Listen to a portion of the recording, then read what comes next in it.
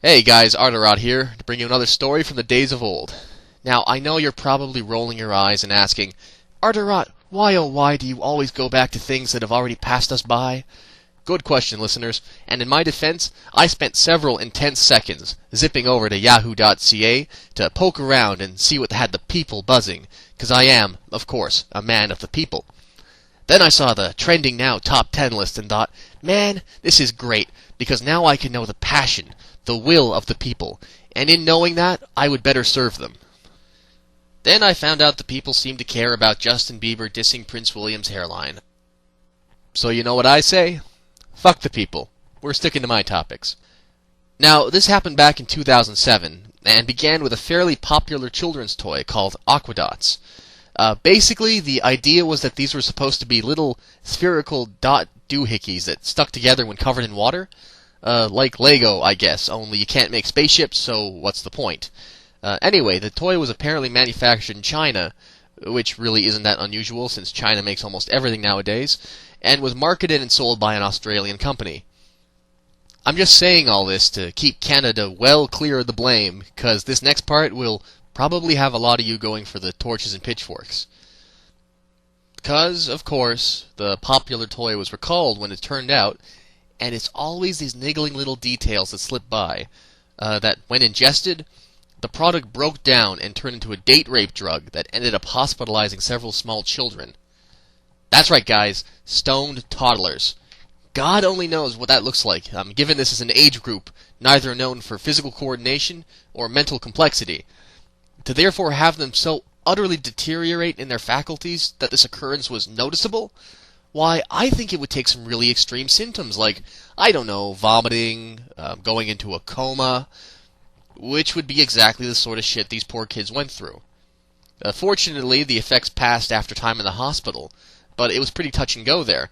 A higher dosage, and God knows what might have happened. So yeah, to summarize, they were selling toys that could put kids into comas.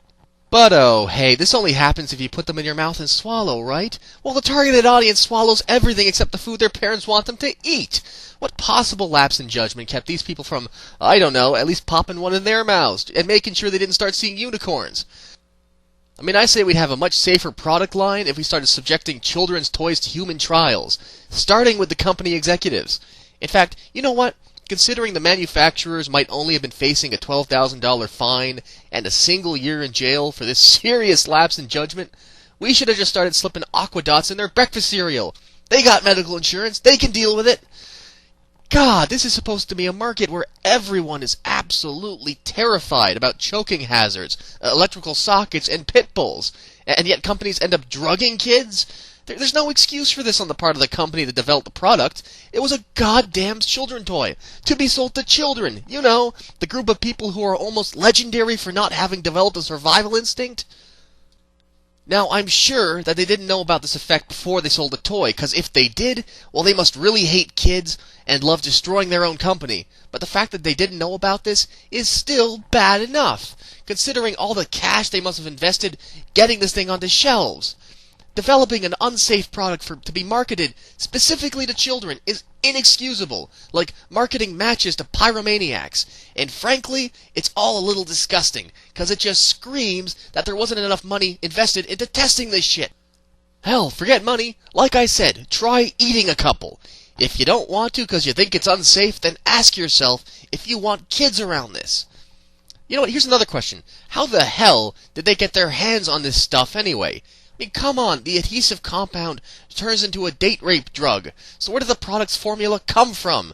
A dark alley from a thickly bearded guy named Stan the Man? Gotta imagine the discussion there. So, you're gonna market this to tens of thousands? Yeah, I'll let you use the patent. Oh, that sounds wonderful. The kids will be thrilled. Yeah, kids, whatever. So, do the royalty checks come in soon, or...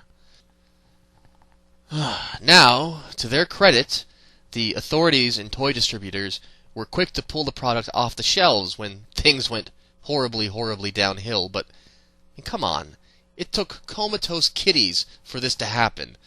No doubt the companies involved lost a shitload of money because they couldn't actually really sell this product they had manufactured in bulk.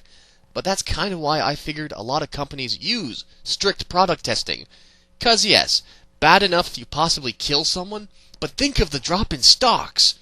But no, apparently this corporation lacked even the reptilian self-preservation that even the least scrupulous businessman maintains to keep the money he makes. But hey, there you go, folks. Another reason you should always stick to video games. At least all you have to worry about then is the epilepsy. Anyway, if you have any product screw-up stories to share, feel free to do so in the comments below. And this is ArtorAut reminding everyone to please stop being so obsessed with Bieber. Thank you.